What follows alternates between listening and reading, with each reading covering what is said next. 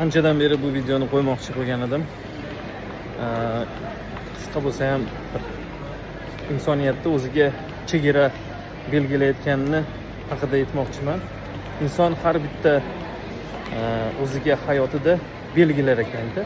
Ya'ni chegara, ya'ni doira chegarami, to'rtburchak chegarami qo'yilgan. Shu chegarani o'zi belgilab, hayotida shu chegaradan chiqmaslikka harakat qilar ekan. Bu chegaralar ko'p davomida, hayot davomida xalaqit beradi. Ya'ni o'sishga, tadbirkorlikka, qo'rquvlar, kimdandir zaifligidan, odatlar, urflar, o'sha ham chegara.